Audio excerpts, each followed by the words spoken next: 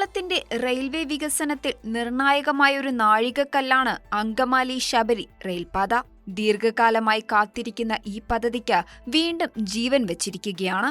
കേന്ദ്ര റെയിൽവേ മന്ത്രി അശ്വനി വൈഷ്ണവ് മുഖ്യമന്ത്രി പിണറായി വിജയനുമായി ഡൽഹിയിൽ നടത്തിയ കൂടിക്കാഴ്ചയ്ക്ക് പിന്നാലെയാണ് അങ്കമാലി എരുമേലി പദ്ധതിക്ക് വേഗത കൈവന്നിരിക്കുന്നത്. കേരളത്തിൽ വടക്ക് മുതൽ തെക്ക് വരെ 3ഉം 4ഉം റെയിൽവേ പാതകൾക്കുള്ള പ്രവർത്തനങ്ങൾ നടക്കുന്നുണ്ട് എന്നും കേന്ദ്രമന്ത്രി അറിയിച്ചിട്ടുണ്ട്. ശബരിമല തീർത്ഥാടകർക്ക് ഏറെ പ്രയോജനകരമാകുന്ന ഈ പാത കേരളത്തിന്റെ മധ്യഭാഗത്തുള്ള ഗതാഗത സൗകര്യങ്ങൾ മെച്ചപ്പെടുത്തുന്നതിനും വാണിജ്യപരമായ ഏറെ പ്രാധാന്യമുള്ള പ്രദേശങ്ങളെ റെയിൽ ശൃംഖലയുമായി ബന്ധിപ്പിക്കുന്നതിനും സഹായിക്കും.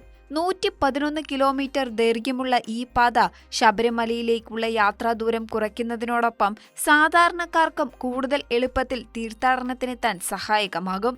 അങ്കമാലി ശബരി റെയിൽപാതയുടെ നിർമ്മാണം 1998 ഇന്ത്യൻ റെയിൽവേ അംഗീകരിച്ചത്. എന്നാൽ പിന്നീട് പല കാരണങ്ങളാൽ പദ്ധതിക്ക് കാലതാമസം നേരിടുകയായിരുന്നു. ഭൂമി ഏറ്റെടുക്കലിലെ തടസ്സങ്ങൾ, സാമ്പത്തിക പ്രശ്നങ്ങൾ തുടങ്ങിയവയായിരുന്നു പ്രധാന വെല്ലുവിളികൾ. എങ്കിലും പദ്ധതി യാഥാർത്ഥ്യമാക്കാനുള്ള ശ്രമങ്ങൾ പലപ്പോഴായി നടന്നിട്ടുണ്ട്. മുഖ്യമന്ത്രിയും റെയിൽവേ മന്ത്രിയും തമ്മിലുള്ള കൂടിക്കാഴ്ചയ്ക്ക് പിന്നാലെ അങ്കമാലി ശബരി റെയിൽപാത യാഥാർത്ഥ്യമാക്കാൻ തീരുമാനിച്ചതായി മന്ത്രി വി അബ്ദുറഹിമാൻ അറിയിച്ചിരുന്നു. അടുത്ത ദിവസം തന്നെ കേന്ദ്ര സംഘം കേരളത്തിലെത്തി ഭൂമി ഏറ്റെടുക്കലുമായി ബന്ധപ്പെട്ട ചർച്ച നടത്തും. ജൂലൈയിൽ ഭൂമി ഏറ്റെടുക്കൽ നടപടികൾ തുടങ്ങുമെന്നും പദ്ധതി നടപ്പിലാക്കുന്നതിനായി കേന്ദ്ര വിദഗ്ധ സംഘം കേരളത്തിൽ എത്തുമെന്നും അബ്ദുറഹിമാൻ വ്യക്തമാക്കി. അങ്കമാലിയെയും എരുമേലിയെയും ബന്ധിപ്പിക്കുന്നതാണ് ശബരിമല തീവണ്ടിപ്പാത.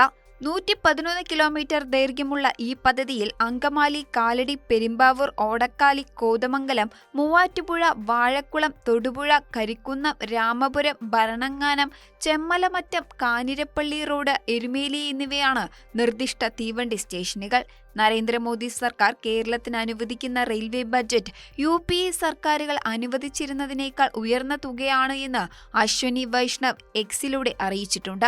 2009-2014 സാമ്പത്തിക വർഷത്തിൽ ശരാശരി 372 കോടിയിൽ നിന്നും 2025-26 സാമ്പത്തിക വർഷത്തിൽ 3042 കോടിയായി കേരളത്തിന്റെ റെയിൽവേ ബഡ്ജറ്റ് വർദ്ധിച്ചുവെന്നും അദ്ദേഹം കുറിച്ചിട്ടുണ്ട്. ഇത് അങ്കമാലി ശബരിപാത ഉൾപ്പെടെയുള്ള പദ്ധതികൾക്ക് വലിയൊരു മുതൽക്കൂട്ടാണ്.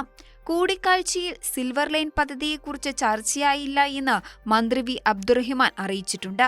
സിൽവർ ലൈനിന് പകരമായി ഇ ശ്രീധരൻ നിർദ്ദേശിച്ച പദ്ധതി പരിഗണനയിലാണ് എന്ന് കേന്ദ്ര സർക്കാർ അറിയിച്ചിട്ടുമുണ്ട്. ഇ ശ്രീധരൻ ഡൽഹിയിലെത്തി റെയിൽവേ മന്ത്രിയെ കാണും. സെമി ഹൈസ്പീഡ് റെയിൽവേ പദ്ധതിയിൽ ഇ ശ്രീധരന്റെ കത്തും റെയിൽവേ മന്ത്രാലയം പരിശോധിക്കും. കഴിഞ്ഞ ഫെബ്രുവരിയിലാണ് ഇ ശ്രീധരൻ ഈ പദ്ധതി കേന്ദ്രത്തിന് സമർപ്പിച്ചത്. കൂടിക്കാഴ്ചയ്ക്ക് ശേഷം കേന്ദ്രം കേരളത്തെ നിലപാട് അറിയിക്കും. ഇത് കേരളത്തിന്റെ റെയിൽവേ വികസനത്തിൽ ഒരു ബദൽ മാർഗത്തിന് സാധ്യത തുറന്നിടുന്നുണ്ട്. അങ്കമാലി എരുമേലി പദ്ധതിക്ക് പുറമെ കേരളത്തിൽ അനുവദിച്ച ഓവർ ബ്രിഡ്ജുകൾക്കും അണ്ടർ ബ്രിഡ്ജുകൾക്കും സ്ഥലം ഏറ്റെടുക്കുന്നതിന് പിന്തുണ തേടിയതായും റെയിൽവേ മന്ത്രി അറിയിച്ചിട്ടുണ്ട്. ഇത് കേരളത്തിലെ റോഡ്, റെയിൽ ഗതാഗതക്കുരുക്ക് ലഘൂകരിക്കുന്നതിന് സഹായിക്കും. ചുരുക്കത്തിൽ അങ്കമാലി ശബരി റെയിൽപാതയുടെ നിർമ്മാണം കേരളത്തിന്റെ അടിസ്ഥാന സൗകര്യ വികസനത്തിന് വലിയൊരു മുന്നേറ്റമാണ്. ഇത് ശബരിമല തീർത്ഥാടകർക്ക് വലിയ സഹായം നൽകുന്നതിനോടൊപ്പം മധ്യ കേരളത്തിലെ വ്യാവസായിക വാണിജ്യ മേഖലകൾക്ക് പുത്തൻ ഉണർവ് നൽകുകയും ചെയ്യും.